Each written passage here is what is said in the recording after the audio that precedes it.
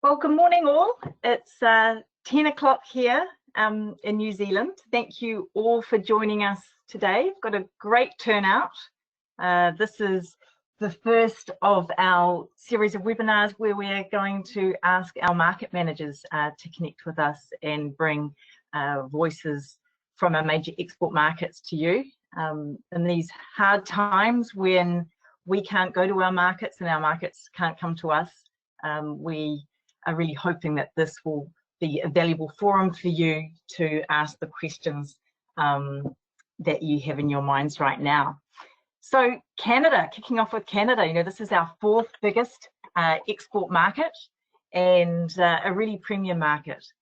Very, very desirable, not only premium, having the highest average price per litre, and I know that Andrea and Melissa will take you through that more, but also a diverse market. So not only selling Sauvignon Blanc, lots of scope for other varietals too. Unlike the neighbouring country, which seems to be a Sauvignon Blanc story.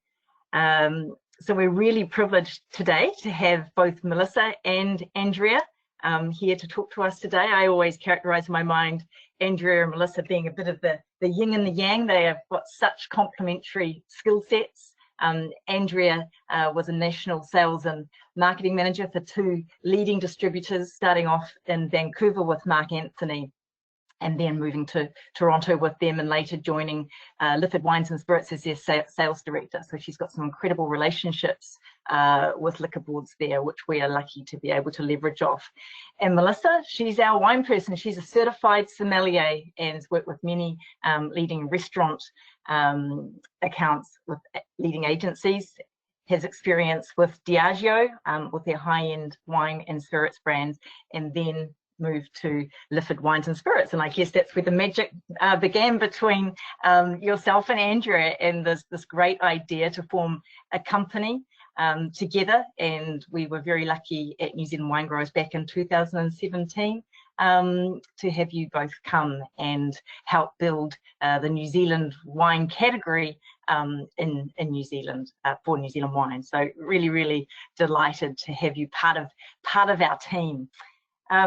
So just before we kick off, I just wanted to outline how we're going to run today. So this is our third webinar. The first couple we've been running on the GoToWebinar platform, and we really want this session to be interactive, casual, and so we're holding it in GoToMeeting today, so it's much easier for you to unmute yourself if you have a question, and we want you to have as many questions as possible. I'll hand it over to Andrea and Melissa soon, and they will take you through a deck for a small part, but we do largely want it to be interactive.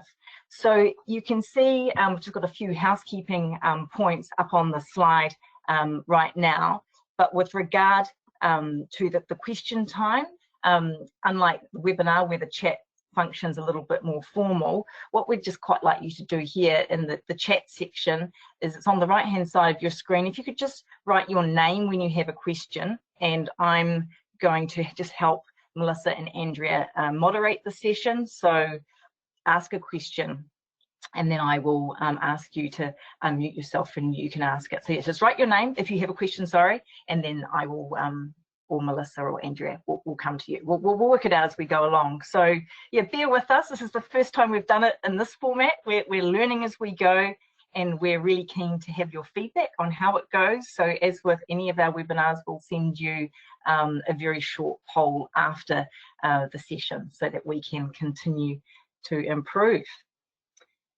So I think that's it in terms of introduction. So without further ado, I'll pass it over to Team Canada. Thank you very much.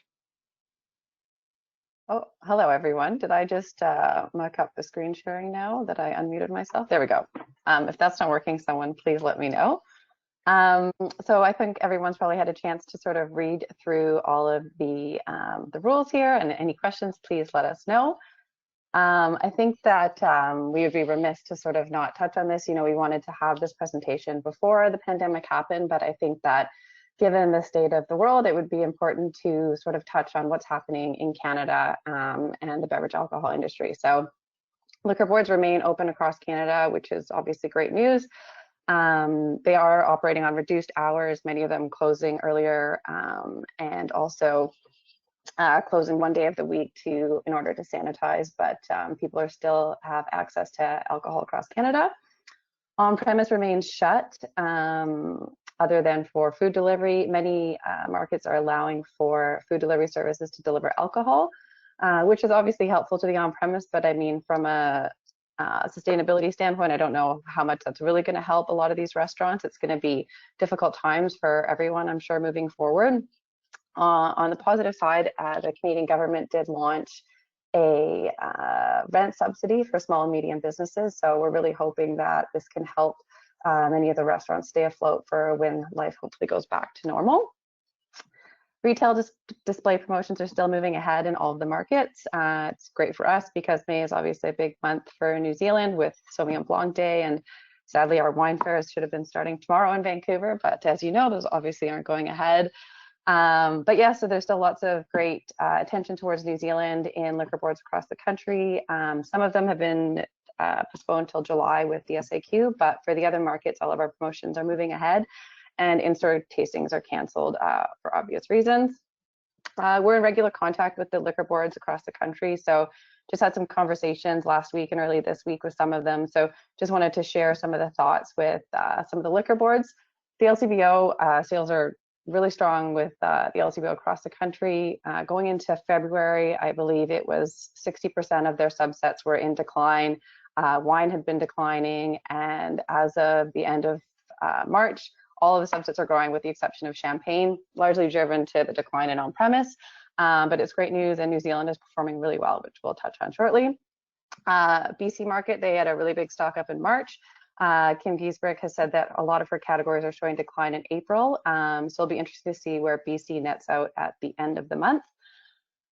Speaking to Simone from the SAQ, in-store traffic has really been down at the SAQ, obviously about 40%, but the basket increase has made up for the difference in sales. So they're looking to see strong sales for the end of their fiscal year, end of March. Large format and entry-level pricing are growing across the country, and people are definitely moving to consuming more. But the good news is that tenders remain open across the country, and as of now, none of the liquor boards have changed any of that. So we'll touch on what each of the liquor boards is looking for as we get into the market details. So just kind of wanted to take you through the health of the Canadian market and sort of start looking at it from a big picture from total beverage alcohol, and then we'll sort of scale through how we look through country of origin sales, price brackets, varietals, provinces, and that. So please jump in if you have any questions. We're looking at March ACD data for the majority of the presentation, and mostly dollar sales, because I figured that's sort of a universal one that everyone looks at, because we often look at 9-liter cases here. So yeah, starting with total alcohol dollar sales across Canada in terms of beverage alcohol category. So on the left, you've got share of market. So wine represents 44% of all beverage alcohol sales in dollars, spirits 38%, ready to drink 11%, and beer almost 8%. So just a quick note on this, two of the big brewers own the beer data, and they don't always share everything. So beer is actually higher percentage, but we don't get all of the beer data in Canada, just as a reference point there. The good news story here is that wine is growing. Been in beverage alcohol for over 10 years, and it's always been growing. And about the last 8 months, we had started to see some declines, and just in March is when we finally started to see it go back into increase. So in dollar sales, we're going at 2.4%, just over $7.2 billion in sales, which is great news. In cases, we're going at about 1.7, so really happy to see that. Spirits doing well, growing at 5.3% in dollar sales. Cocktails are really trendy here right now. And then the big boom is really coming from ready to drink. You've seen, I'm sure, in many markets that the boom in sort of the seltzer, the vodka soda, the different beverage alcohol sort of options that are lower calorie are really sort of popular these days, especially among the younger people. So yeah, that's where we started to see some of our wine sales go, but I'm really happy to see that they're coming back now. So this one I always like to look at. It's really interesting to see wine sales by country of origin. So on the left, you've got 9-liter cases, and on the right, you've got dollars under the green there. So Just to start, we'll look at Canada. So as many of you know, Canada produces wine. So we represent 30% of all sales in cases and just over 24% in dollars. The interesting thing to note here is that about 80% of these cases are blended with bulk imported wine. So while it does look like we consume a lot of our own wine, it's actually blended with bulk wine from around the world. Whatever is the best sort of cheapest option, and many of these blended wines often only have 5% domestic wine in them. So it's a bit skewed, and it's, you know, also it's confusing for everyone. It's confusing for the consumer because they think they're purchasing Canadian wine, but often it is. Sorry, I get a little notification every time someone pops on and it keeps distracting me there. Anyway, so Canadian wine, 30%, but 80% of that is blended with imported wine. So you'll sort of see here, hopefully you can see my cursor because there's a lot of numbers here. Italy is the #1 imported country of origin with about almost 15% share of market, followed by the US and France. Interesting to note here is when you look at dollar sales, these two countries are really sort of neck and neck and have been flip-flopping for quite some time, especially Italy and the US. France has just started to grow again at 3.2% here, especially in the Western markets. Your neighbors down under there in Australia have been declining for quite some time at 5.3% in cases and minus 5.1% in dollars. Chile flat. Spain is the interesting one. You're seeing this massive, massive growth number at 15%. But I think it's really important to note here that this entire growth is really based on one brand that launched here in Ontario called Toro Bravo. And it is a $7.99 wine, which is always lovely to see the market depremiumize like that. But yeah, it's 200,000 cases in Ontario. One wine writer who lost much of her credibility gave it 96 points at $7.99, which I'm sure many of you are shuddering at if I could see your faces. But yeah, so Spain, massive inflated growth there that is really due to one brand. The good news story here, so you'll see I've highlighted obviously in yellow here, New Zealand, we represent 3.1% of the market in cases, growing at 5.4%.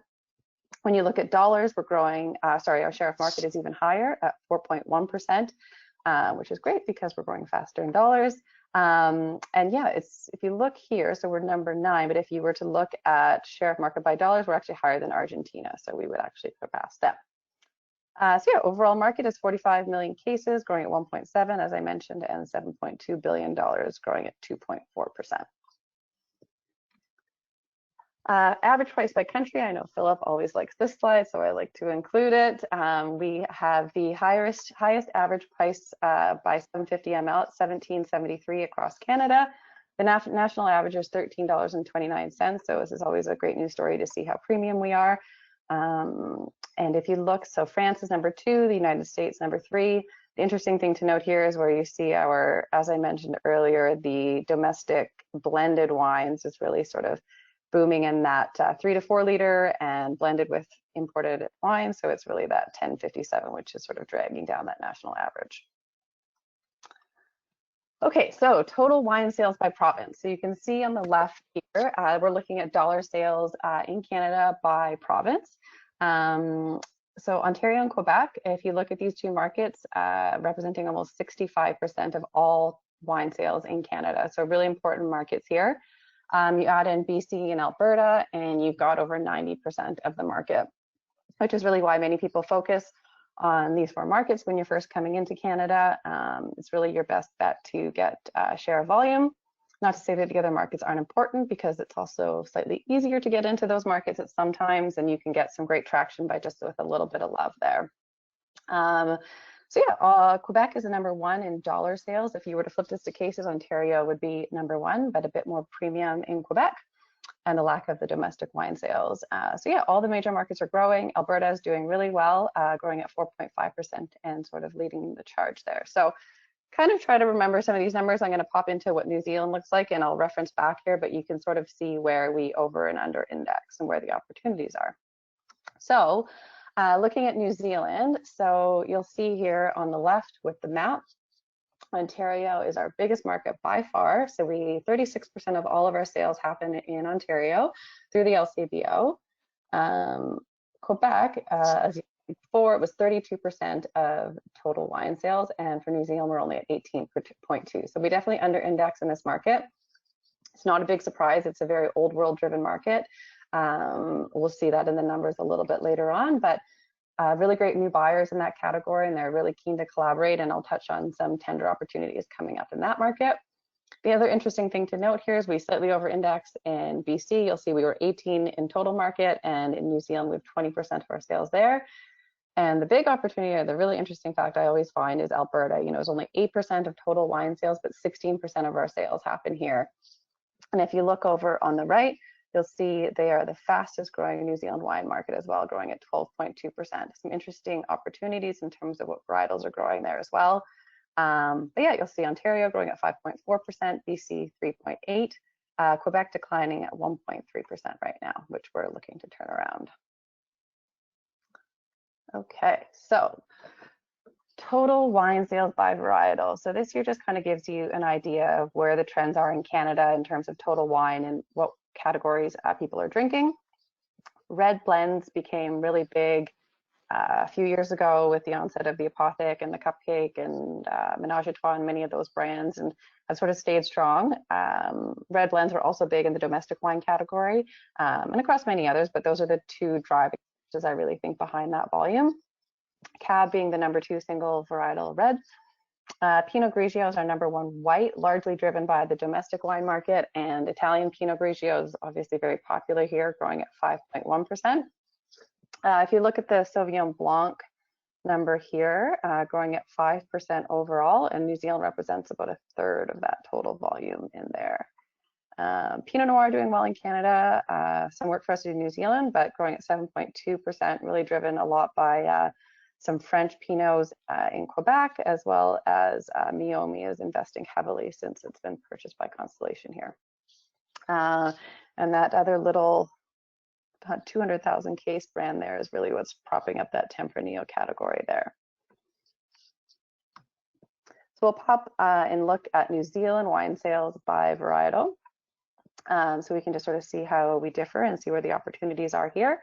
So Sauvignon Blanc represents about 77% of all of our sales here in Canada, growing at 5.1%, which is great. We always want to keep growing there.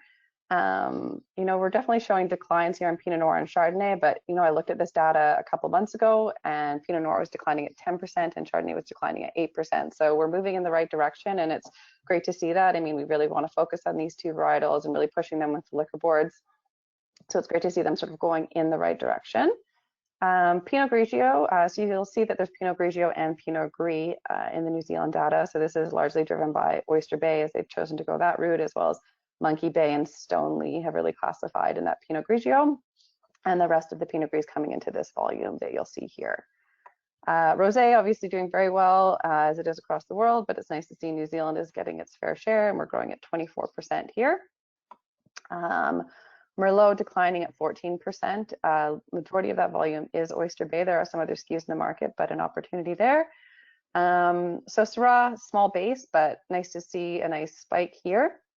59.3% growth. So there's been a few small purchases across the country, which has really helped there. Love to see more of these wines in the market. And the other nice thing to see is a little bit of growth on Riesling, also off of a small base.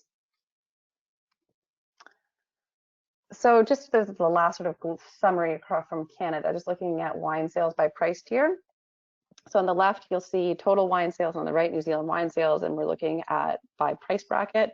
So obviously under 15 total wine, you see the majority of sales happening there. The great news story is that New Zealand, the majority of our sales are happening in that $15 to $25 price bracket, which I'm sure is of no surprise. Under 15 growing the fastest. There's been some new entrants into the market, especially in Ontario at $12.95. That is really, I think, increasing that number there, as well as some exclusives in BC that I noticed as well. I heard a beep. Is that a question? Not sure. I'll keep talking until someone lets me know. No questions yet. Okay. The opportunity I think here is something Melissa and I have really been working on, is when you look at total wine sales, 4% of the market happens above this $25 price point, whereas for New Zealand, we only have about 1% of our sales there. So while it's great that we are so great here, we want to be bigger here. So I think this is a really strong opportunity and something we push with the liquor boards to really offer more premium options. You know, the LCBO is committed to at least 1 to 2 wines every month in their catalog. So they're really sort of showing some more opportunities there. So give us more of your premium wine and we will help you sell it. Okay, so I'm just kind of going to go into each of the 4 major markets and sort of talk about how they operate, some of the specific preferences in each market in terms of where New Zealand falls and how the varietals are trending in each market, and then what the tender opportunities are in each market. So apologies if some of you know this, but I'm assuming that some of you don't. So BC is a dual market, so it has been for a number of years. There's 197 government-run liquor stores, and then there's over 1,100 private retail stores, many of them operating as chains as well, and 23 grocery stores, which is relatively new. That was part of the WTO dispute that we had partnered with Australia because they were only selling domestic wine. So great news is that they are selling imported wine, and New Zealand has its fair share there. The BC liquor store operates on a tender process, so there is a tender right now open, and the buyer is very open. I find that if you were to look at their general list assortment versus other markets, you actually see more premium options, you see more specialty buys, you see more varietals. It's definitely the most diverse when you look at the shelf set. Kim actually did a premium New Zealand display program and educational bit for us last year too, so it's nice to see the focus on the premium side of the Sauvignon Blanc and not just all of the big players there too. So some great opportunities in that market. The private stores and the chains are all individually operated. So if you're looking for distribution within those channels, it's through your agent and then directly to the chain head office or the individual private stores. And there are some great opportunities there if the tender process has not worked for you. If you have an agent that has good relationships in the private channel, it's a great opportunity to get into the market there as well. In terms of restaurants, if restaurants are looking for products that are not available on the retail shelves, as many restaurants are, there's sort of 2 options there. There's speculative products, and those go through the BC warehouse and are owned by your agent. And it's rather difficult because it can take up to 2 weeks to get product. It's not the most efficient and can be frustrating. And which is why direct delivery does so well. So the government there has allowed for wineries and agents to direct deliver domestic product. And unfortunately, they can get product within a day and it's a lot easier. So you do see a lot of BC wineries on wine lists, as it is just more of a difficult market. The warehousing and operation and distribution is all operated by the BC liquor stores. The interesting thing about BC is that the agents actually own the product. So what they do is they would purchase the product from the winery and then they pay to warehouse it and they sell it back to the liquor board and move the product that way and add their margin from that point. So a bit of a different market than the Eastern markets, but that's how BC operates. So just kind of, I spoke to this a bit earlier on from a national perspective. You saw that Canada represented 30% of the market, right? So if you look at BC, it is the most heavily influenced by the domestic wine market. 53% of sales are domestic wine. As I mentioned, 80% of those likely still to be the blended wines. The US has always done very well in BC, proximity to California really too. Excuse me. So yeah, sorry, I lost my train of thought there, the US. And then Italy and France, the top 2 European countries there. New Zealand being the number 6 country of origin, and we have 4.6% share of market in BC, which is great, and a supportive buyer, which is always helpful. When we look at varietal sales, so Sauvignon Blanc is obviously the number 1 with just over 75% of all sales, growing at 3.5. BC produces a lot of domestic Pinot Grigio, and Pinot Noir, so I think that's why a lot of those varietals do well there. Pinot Grigio has always done well in BC. Rosé is obviously following the trend there, a bit of work to do on Chardonnay. But again, these wines all have their fair share of space in the BC market, which is great. Kim has a current market opportunity. There's an open tender closing on May 8th, so still just over a week for that. and that would be for products to launch in September or October, which is nice. The BC market operates a little bit quicker than Ontario and Quebec in terms of getting your products into the market. She's looking for multiple listing types, general list, exclusives, limited one-time buys. You know, she just had a release of Felton Road. She's buying premium. You know, I mean, I think that it's a great opportunity to submit, even if you only have a few cases to offer. I know people can find the Canadian market difficult, but I think it's just so important to put those products out there, even if you only have a small allocation, and offer them. And, you know, let us know if you're submitting them too, and we'll mention them to her and speak your praises and really help, because I think it's important to get those exclusive one-time buys in there, and she's willing to support them. She's looking for offerings with a regional and varietal point of difference. The focus is going to be on under 25 for what she's buying the majority of, but there's definitely going to be some premium options that she will buy as well. And new and existing brands will be considered in this current tender. So Alberta, we'll move. Should we talk about questions? If anyone has any questions about the BC market?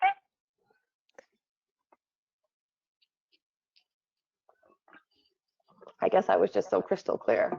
I also meant to mention at the start, when you want to ask a question, please put your camera on, because yeah, we'd love to see your faces as well.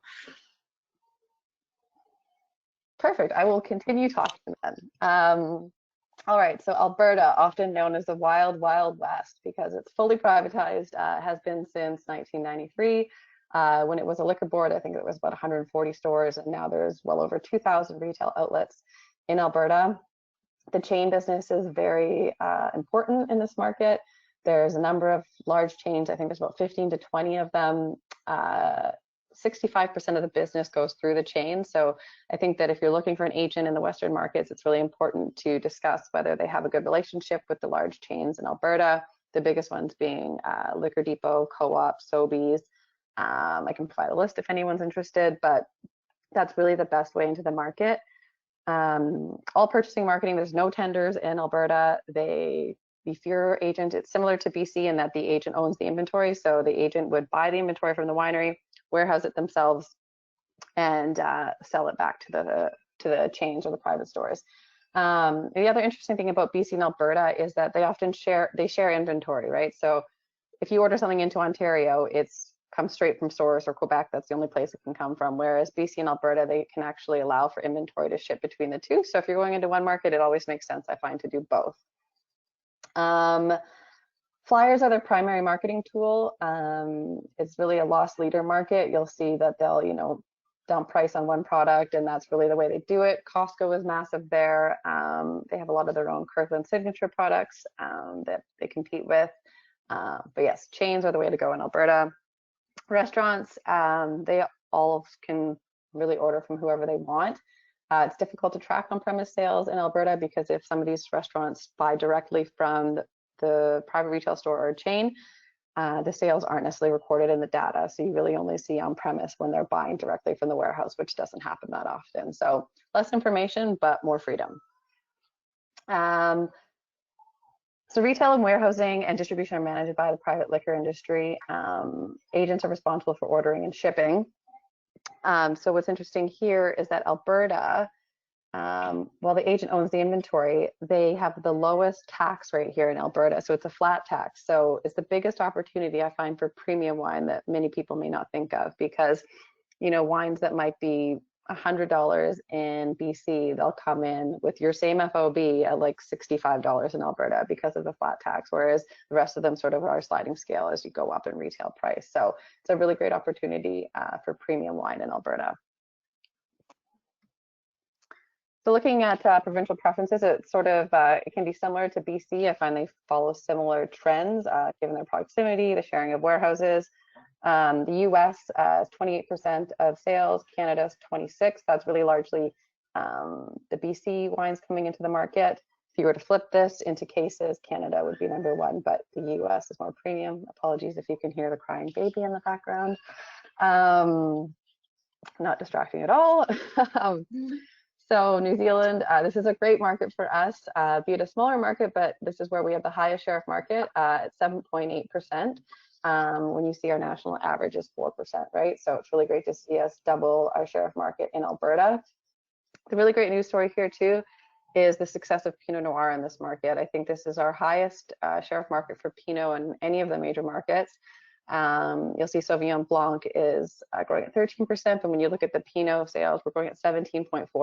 And I sort of looked within the numbers, and it's there's a lot of different Pinots in the market. So I think it's a really great opportunity if you want to bring any price of Pinot really into the market, because they will buy premium. And I think the chains are really focusing on that style for any of their flyers.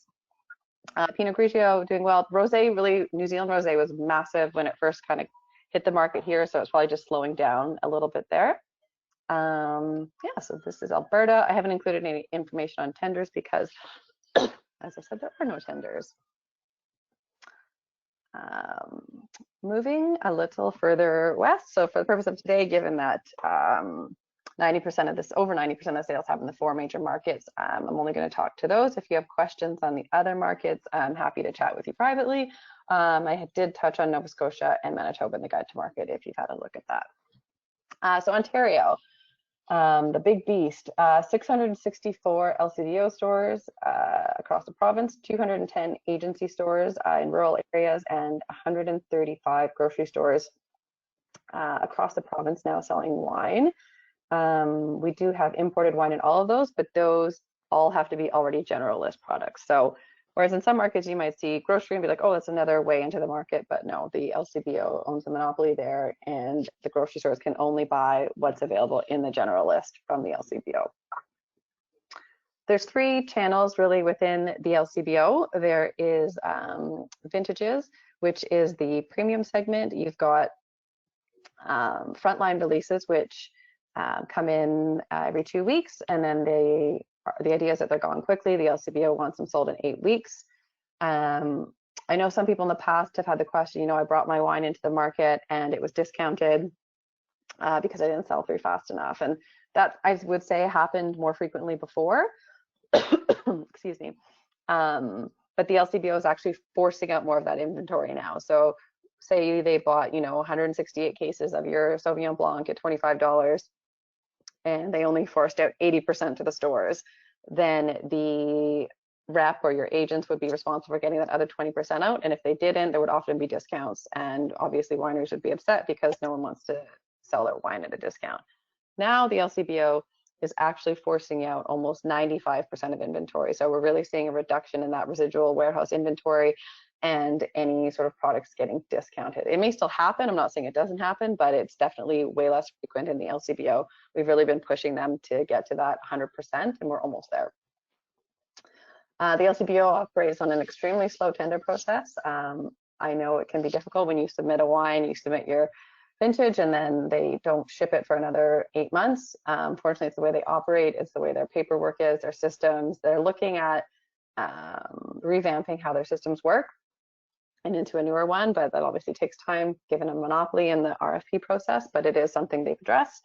Anything in the general list is applied for marketing promotions and can be expensive and competitive in this market. For restaurants, oh, sorry, I'm going to quickly speak to the destination collection as well. Destination collection is another really great way to get into the market.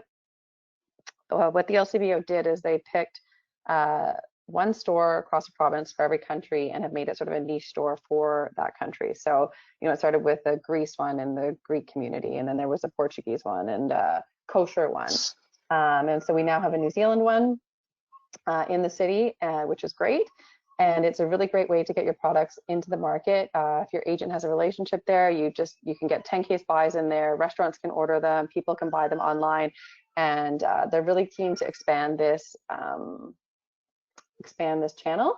And it's a really great opportunity just to sort of get a few wines in, get a few cases, and you know, we're working with them on doing events and different promotions within that channel too. So back to consignment. Consignment is a channel for products exclusive to restaurants and private consumers.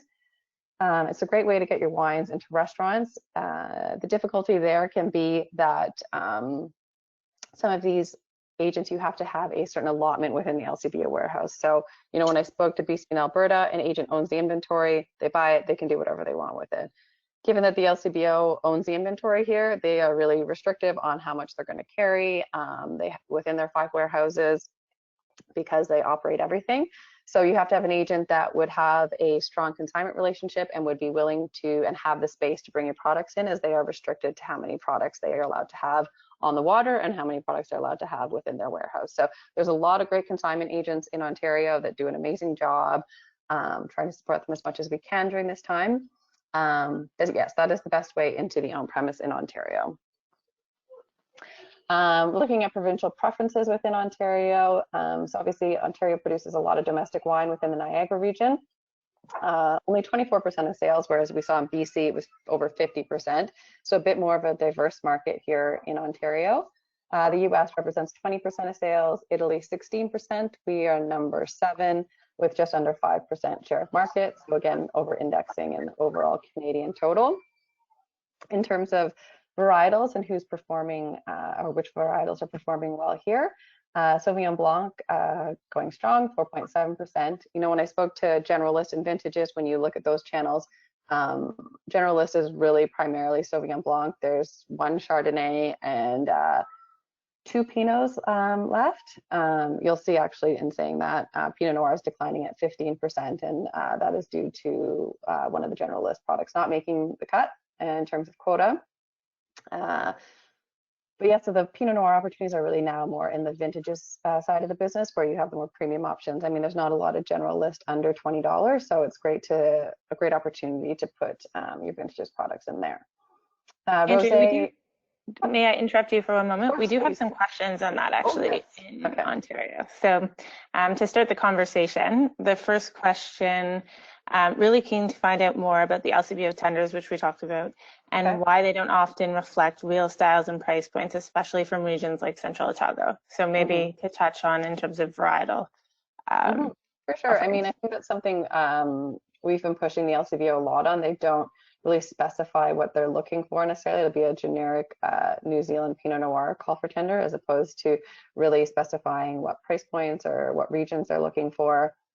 But in saying that, I think that they do buy their fair share. We had the buyer in Otago last year, and he did some really great buys on some premium Pinot there. So yeah, I think there's definitely more opportunity, but it has been a struggle in the past, and we are obviously declining. But I think that moving forward, they're very keen to sort of support us in that sense. So one other question we had about the LCBO is they have always talked about the importance of brand story, but when submitting for tastings, you don't get the opportunity to tell them, and they come back with something like basically what they're looking for, as opposed to wanting to know what the brand story is. And maybe you can touch on reviews as well, as they're also quite important. Sure, yeah, absolutely. So the tender process is 100% challenging in Ontario. And if you look at a New Zealand tender, for example, that comes out that your agent sends you, the LCBO is going to get like 2,000 submissions on that. And from that, they're going to taste like maybe 30 of them, and then they're going to buy even fewer of them. So it's really hard, yes, to get your story across from that sense. And honestly, in my experience coming from the other side of the business as an agent, you know, so many times we've filled in these tenders and you get rejected. And the best way to do it is honestly to come to the market and meet the buyers in person, because I know it's expensive and I know it's hard to do, but it's really the best way to get top of mind. Because to hear the brand story, I mean, the LCBO won't even really take meetings from your agent without a supplier to go in and pitch a new product. You really it's great to come to the market if you can. We're close to the US. If you're doing business there, just pop up to Toronto for a quick meeting. But just in my experience as an agent and selling to the liquor board, being top of mind is really important. I mean, we get the buyers always to our wine fairs. If hopefully we can have wine fairs again, come to those. We do speed dating with the buyers, where you actually get to sit down with them for 20 minutes and taste your wine with them. If you go for a meeting at their head office, you're just talking about your wine. They can't actually taste in there. So the wine fairs are a great opportunity to really sort of sit down and have them taste your wine and do that. So I know it's not a perfect answer, but it's an honest answer. And really, that's the best way to get your brand heard, is to come get that half-hour meeting, come to the market, see your agent, and tell your story, because it's so hard to do in a 140-word box, where you also have to talk about your accolades and why your wine is important, all in that 140-word box, which I've had to do many times. So I understand where you're coming from. We don't have any other questions on the chat, but does anyone have any other questions on Ontario or the LCBO specifically? We encourage you to come on and share your screen. I'm scared to change anything on my computer because when I tried to look at who was on before, it all went away. So I'll wait till you tell me anything, Melissa. If you want to see who's on, Andrea, just go to the top right. You see these. I know, but when I did that before, then it took away my presentation. So I'm just going to leave it. Great. So in speaking to tender submissions, the last submission was in March. I spoke to the buyer on Friday, and she said tastings are going to continue. The LCBO, they're all working from home right now, but they are going to bring buyers back into the office for tasting so they can continue the buying process, and they have social distancing protocols. The lab won't be involved. They'll just be in there on their own doing that. So the next tender submissions will be out in the summer for, I believe we usually get a tender around September, October. If there's nothing else in Ontario, I will continue to Quebec. All right, so Quebec, the SAQ, another monopoly market.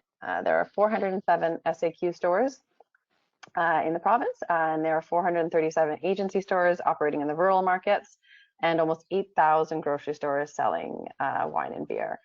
86% of all of the sales happen in the SAQ though. So while you see that there are an abundance of grocery stores, not only 14% of all wine sales happen there. Also important to note, Quebec has a similar niche where these products are actually imported bulk wine. So there will be New Zealand wine. The Constellation would have wine within the grocery stores. There's 15, I believe 15 bulk winery licenses in the province, and they all import in large bulk quantities and bottle, and that's what's sold in the grocery store. So if you had a product that you wanted in the SAQ, it's not something you'd be able to just put into the grocery store. It's really only those bulk winery licenses. The SAQ is similar to the LCBO in that they operate on a tender process for new products and apply for marketing promotions. It's relatively expensive, the marketing promotions, and quite competitive. But they also have the specialty channel, which is similar to the LCBO's vintages channel. And so we see a lot of products coming in and out. The benefit to submitting to the SAQ for their specialty channel is they will just continue to buy your product if it does well. Whereas the LCBO, if they buy your wine and vintages and it does well, you still have to resubmit and resubmit. So the SAQ will keep your wine in the open tender for a year after that. Restaurants are also slightly easier in Quebec versus Ontario. They have a channel which they call private importation for products exclusive to restaurants. There's less pressure sort of on the agent as there's not that restrictive how many cases do you have in the warehouse and how many cases do you have on the way. So I would say it's a bit less of a barrier to entry in that market. And the SAQ operates all purchasing, distribution, and sales in this market. I mentioned this earlier, so Quebec is a very old world driven market. You'll see over here, France, Italy, and Spain all in the top 4 here. I think it's something like 72% of all French wine sales in Canada actually happen in Quebec. So they stick to their language preference there and drink a lot of French wine. You'll notice that this market is where Canada falls off the most, only representing just under 4% of all wine sales in Canada. And they do actually produce their own wine as well. New Zealand, we are the number 9 country of origin here with 2.3% share of market. This has grown a lot in the past few years, which is great. But I think we still have a long way to go and a lot of opportunity to grow in this market. Looking at the trends by varietal, a few large purchases on Syrah has really skewed my line graph here, but there was 3 or 4 products purchased on the premium end of Syrah, which is great to see. Just kind of skews where we're looking at here. But Sauvignon Blanc, flat. Chardonnay being the number 2 varietal, not a big surprise given the French influence. Pinot Grigio declining at 15%, but they're looking to grow here. So what's interesting is we spoke to the buyer on Friday, and he's got a tender. It's open now, and it's closing in 3 weeks for samples. And he's really focusing on Chardonnay and Pinot Grigio under $25. So I know a lot of people, when they come into the market, they want to get their Sauvignon Blanc in first and start with their lead SKU, but sometimes it's a great opportunity to submit other varietals that you may have available. I know I spoke to the buyer last year, and at one tender we had for Quebec, and there was only 3 products submitted that weren't Sauvignon Blanc. So look at your other varietals, which you may have available, and really sort of focus on those in this market too, because they're looking to diversify here. Lastly, we'll just sort of talk a little bit about what the options are in Canada, sort of working with a regional or national agent, or which channel you want to focus on. I think one of the nuances with Canada is it is almost like 12 different countries operating, right? Like none of the markets operate exactly the same. They all have their nuances. They all have their different barriers to entry. They all have their different rules. So a lot of people, you know, I've worked for a regional agent and I've worked for a national agent. So I have sat and sang the praises of both, and I could sit and sing the praises of both and the negatives of both to you, because it really depends on what you want, right? I mean, from a regional perspective, your agent may be more focused. They may have better relationships within that market, operate in more channels because they've honed in on that one market. They may actually work, say, a lot of agents will be BC, Alberta, or they'll do Ontario and Atlantic Canada, or Quebec and Atlantic Canada. So you may find the opportunities there. The disadvantage I find with that is that you're going to have multiple points of contact. You're going to have multiple agents to deal with, different route to market. So it can be a bit confusing. And then you can look at the opportunity of having a national agent. So the benefit there is you're going to have way more feet on the street. You're probably going to have multiple retail and on-premise salespeople. You're going to have one point of contact, but you may be diluted, and there may be a lot of brands you're competing with within your same category even. So it really sort of depends on what you're looking for. If you want advice on the market, you know, we're happy to help, and reach out to us at any time, and we can sort of let you know which ones have stronger relationships and which channels, and which ones may be better for a regional or a national approach. In terms of channel, I mean, I think this is probably a little more of a global really trend of sort of what you've decided where you want to be in the market, whether you want to be retail and on-premise. It's probably something you've decided already for your brands perhaps, but you know, in Canada, if you're looking at retail, if it's general list, you're looking at larger investments, but you're looking at higher volume. It's a competitive environment in terms of the tender processes and the larger markets and the monopolies.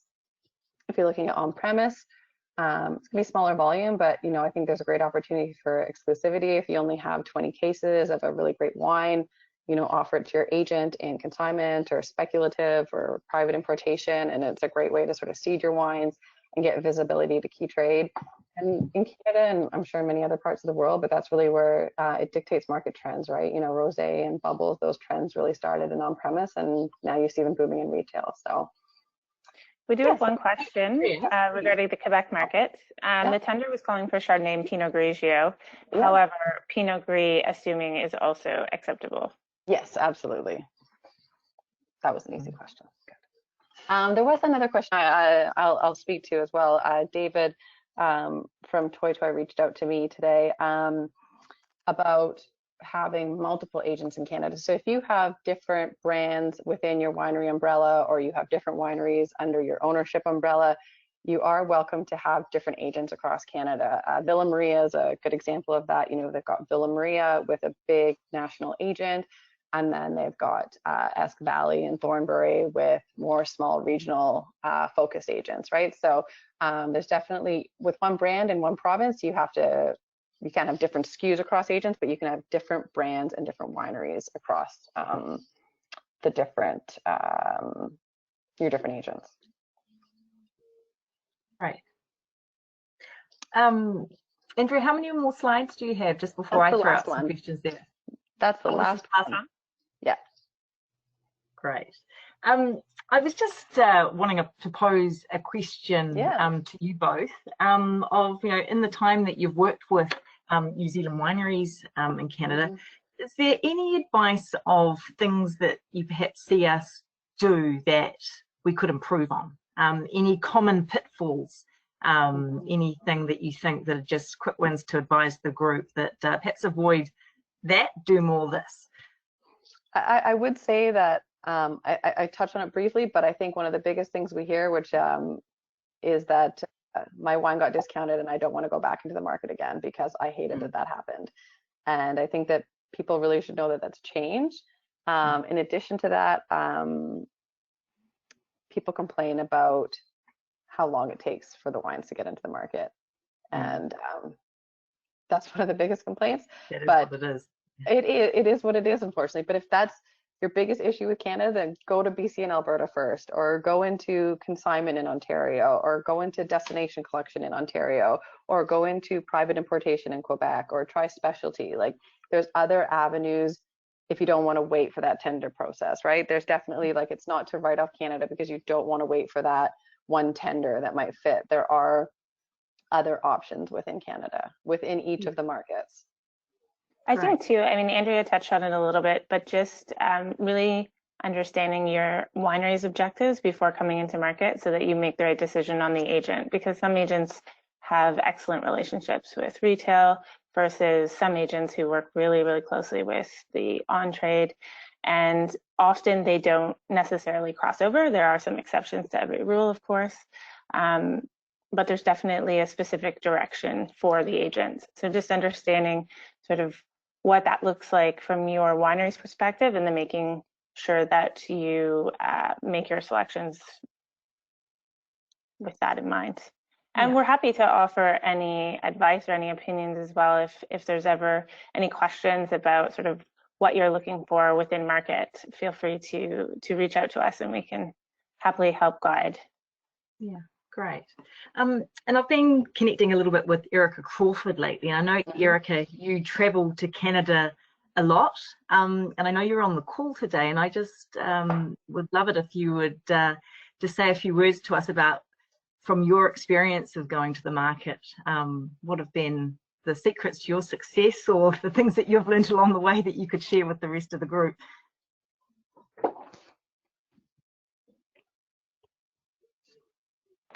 I think we have Erica on. If we don't, okay, can you hear me? That was a massively mistimed question. Erica, yeah. I think that there are various things. Having worked with one agent across all of Canada, and then having worked with multiple agents across different provinces. And as Andrea said, there's a lot to be said for both, and knowing what you want to do. I mean, obviously Ontario is really where the volume and the gold is. The others for me have been a little bit more slow moving, and one of the more difficult things that we all grappling with, I think, is the labels. Getting the fat bilingual label that's good for everybody, or getting sort of the next best thing that suffice for Ontario, the Alberta, etc. And then you get with Atlantic Canada thrown in, bottle exchange, and that's the difficulty for me in the smaller provinces. The challenge is actually being profitable, because the runs, your runs are so small, and then having to create these labels creates a problem. So that's one of the things that, that's still for me a challenge at the moment. However, in terms of Canada, the very good things about it, and I think it's well known that it's probably my favorite market in the whole world, it's where we sell most of we can really show our range of products, because look at what we sell there. I mean, in the US, I think we're about 85, if not more, percent Sauvignon, and here we're 77. So we see a lot more diversity of New Zealand wine in Canada. And also, it may be difficult and it may take a long time, but once you're in, and it's provided you turn, it's quite hard to get off the listing. So it's really worthwhile. It's really worth the investment. And also want to just support Andrea and what she said, go to the market, because it's that whole face-to-face, and God knows what the future is going to look like and when we're going to get there again. But that still, for me, works best, relationships, That's great, Erica, and everyone knows you here, and it's great to always have you in the market. And just to touch on your point on the labeling, I totally feel you, and it's so frustrating. It looks horrible on labels having to have all the French copy as well. The one thing I will say is, if anyone wants to, there are some markets that definitely won't fine you if your label is non-compliant. I think the Ontario and Quebec are very strict. If you look at the Western markets, there's definitely some more leniency there, and there's always the option of strip labeling. I mean, I know it can be so difficult to produce a new label just for one market for a 28 case buy or 112 case buy. But I know strip labels are not nearly as beautiful as all your lovely packaging, but it is an option of just a small strip label on the back too, if anyone is open to that.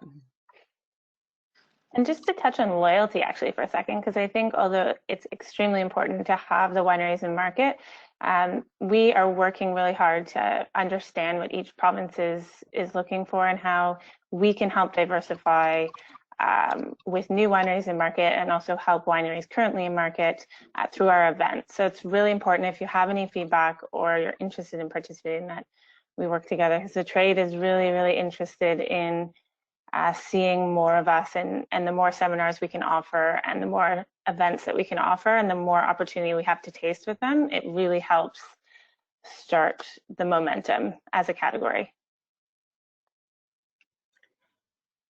Thanks very much. I also just wanted to make the point previously from New Zealand Trade and Enterprise, before I came on to wine growers, I've seen how they can help in addition to the support that New Zealand wine growers do to help build and help you grow more quickly in the Canadian market. And we have an office, they have an office in Vancouver, and we actually have Matt Ritchie, the Trade Commissioner to Canada, on the call today. So thank you very much for joining, Matt. And I know you had a couple of questions that you wanted to ask. Yeah. Thanks, Charlotte. Thank you very much. And hi everyone. I've actually got there's a couple of my team members that are on the call too, Sasha Smith and James Noble, who our day jobs are helping New Zealand companies come into the Canadian market. So we're happy to help in any way that we can. But I do have a couple of questions, and perhaps I think probably direct to you, Andrea. Maybe could you comment on how you see e-commerce working in Canada across the different provinces? So I kind of see that as a potential opportunity for the liquor boards and obviously our companies. Yeah, like I'll speak to the big ones. The SAQ has done it for a long time, and they're probably the best at it. They've done it for quite some time. The LCBO is newer. They started, I think it was about 3 or 4 years ago. It's still pretty slow. I think it takes about, they say 2 to 4 days to get to your house, but right now with COVID, it's supposed to the Canada Post, and there's a lot of stipulations. They were working with Fedora, which is now leaving Canada. So yeah, it's not great in Ontario, and they recognize that. They're slammed. They're looking at new opportunities. Same day pickup has been really popular. It's in 11 stores, and they're looking to expand that. They're also looking at curbside option in Ontario, curbside pickup. But yeah, I think that this has put pressure on their e-commerce system. They're slow to everything in Ontario, to be honest. And, you know, I've been in the meetings with the inner workings of how e-commerce comes to market, and they have to RFP everything. The rules that they have to abide by are difficult. I'm not saying it's an excuse, but I'm saying this is sort of what we're getting from them as to why things take so long to really adjust there in terms of looking at faster delivery. So Ontario's starting, they're getting better, but a long way to go. BC is like not even an option, right? So I asked him the other day, you know, given the situation, are you guys trying to fast track e-com? Is it like in your plans? And she's just like, not in our systems right now. So like their systems are so archaic that that's where the private channel is really gonna blow up. Everything Wine, Legacy, a lot of these private stores, private chains do delivery, and they're going to get that share of market, right? So they all have the ability. I know a bunch of new ones are offering delivery with through e-com. So yeah, those 3. In Alberta, some of the chains offer it, but not all of them. So definitely an opportunity for growth in Canada, I would say. Yeah, at the moment, right? Yeah, absolutely. Yeah, if I can. So for everyone on the call, I'm based in Vancouver, so we are kind of like level 3 lockdown in New Zealand. I guess is probably the equivalent. Not quite exactly the same, but it's like that. But you're going to the supermarket is not the most pleasant experience at the moment with all the social distancing and various things going on. But then I've got to take an extra it's an extra, excursion to go to the liquor store to buy your wine, and so e-commerce would be a fantastic option in BC. I think. I mean, they could probably sell a hell of a lot more wine. It's my own opinion, though. Order from Everything Wine. They're a great chain, and they actually, Are they? well, because the way it works with the private stores in BC, they get a 16% discount from the liquor board on the retail price, and then they add in their markup. So you're always paying more in the private channel. But Everything Wine, they were an old winery license, actually purchased from the company I used to work for, and so they have a deeper discount, and they actually sell all of their retail products that are available at the BCLDB at the same price, so you don't actually pay more for generalist products, and they do free delivery over $200 anywhere in BC. I don't work for them. Thank you for the tip. I have another question, Andrea. So our companies aren't going to be able to travel up to market, anytime soon in the next 6 months or so. There's no international flights. Do you think the liquor boards will be open to taking like virtual meetings, on Zoom and things like that? For sure, yeah, that's something we're actually working on right now. We reached out to all the liquor boards, just given that our wine fairs were supposed to happen starting tomorrow, as I mentioned. We always involve the speed dating, and so we reached out to the liquor boards to see if they would be open to doing that. The difficulty is we can't send the samples to their house because that's obviously not allowed. But the LCBO has said that they would work with us on a virtual meeting type plan. So we're working with them on it right now. They've been the most keen out of all the markets, which is okay because they're the biggest one. So if I can only get one for now, I'll take it. But speaking to the archaic systems of the BC Liquor Board, Kim doesn't even have the capability on her computer to use Skype or Zoom. So BC's like not even an option right now. But the LCBO is open to it, and the SAQ said not yet. They're just kind of working through different things, but potentially in the future. So there should be some more information. I'd be happy to buy her an iPad. I'll ship it to her direct. More than happy to do that. I'll let her know. Yeah, let her. Yeah. But yeah, definitely something we're working on given the travel restrictions, and even before we knew that, it was just something that was important to us because, as I mentioned, the FaceTime is really the most important part of building those relationships and getting your story top of mind. Exactly. Thanks, Andrea. Was that all your questions, Matt? Yeah, thanks. Thank you. Great. Oh, well, brilliant that you could join us on the call, and I just wanted to also make a point that as we navigate our way through these challenging COVID and post-COVID times, we are going to be working really closely as New Zealand Inc., NZTE Tourism New Zealand, get whatever help we can to have that united front, because the challenges that we face, many other exporters from New Zealand are facing, so we may as well all sing off the same hymn sheet and make a loud splash, really. Great. Now we've come up to our hour point, but if people don't have to rush off, we can continue with the sharing of experiences, further questions. I'm in no rush, but I didn't want any of you who do only have an hour available to feel rude that you have to hang up. But this session has been recorded, and we will share that afterwards with the presentation deck as well. Have you got some further questions, Melissa, for Andrea, that you've thought that might not have come up in the conversation? Your guide to market is great. It's really comprehensive, and when you've got the time to go through all the detail, it is a gospel, and it's been so helpful for me, particularly for you to be taking out the key eyes of it in the session today. Do you think we've covered off everything that one would gain from that?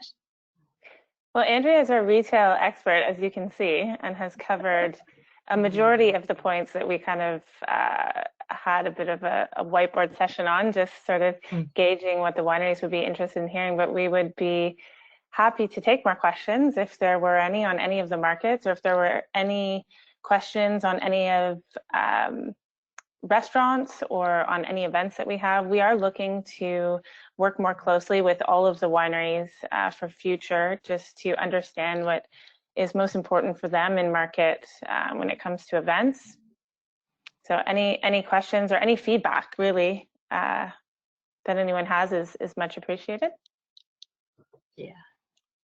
And you don't have to do it in this session today, but you're welcome to email any of us at any time. My email is super simple, charlotte@nzwine.com. And Melissa and Andrea would love to hear from you also. So this is the beginning of a series of webinars that we will do where we will bring our market managers to you, and it really helps us to prepare, to get questions in advance.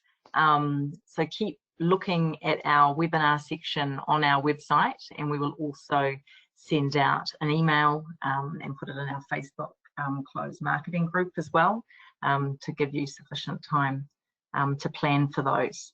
But we think it's a really good use of time when we're less mobile, and hoping that we get gradually unlocked from these COVID constraints that we find ourselves in.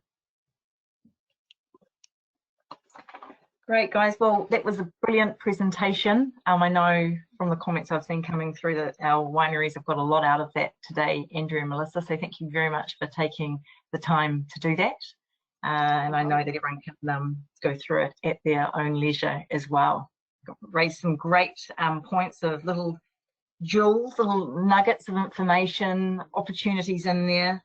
Yeah, the opportunity for Pinot Noir and the likes of Alberta, the growth there, it's really great to just see it split out by province and not look at it as just one country, because it's not one country.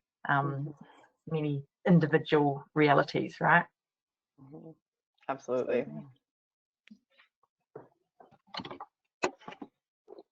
Any further questions? Don't feel shy. I'm not in a rush.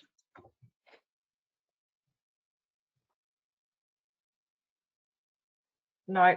Okay. Well, I think we'll feel free to reach out if you have any. Great. Thanks, everyone. Yeah, and please, if you wouldn't mind, we've just got a very, very short survey that will go out after the session, and we'd really appreciate your thoughts on what further webinar topics that you would find really useful at this time. We'd gratefully receive those. Great. Okay, ciao. Have a good rest of your day. Thank you. Bye. Thanks, Canada. Bye. Bye.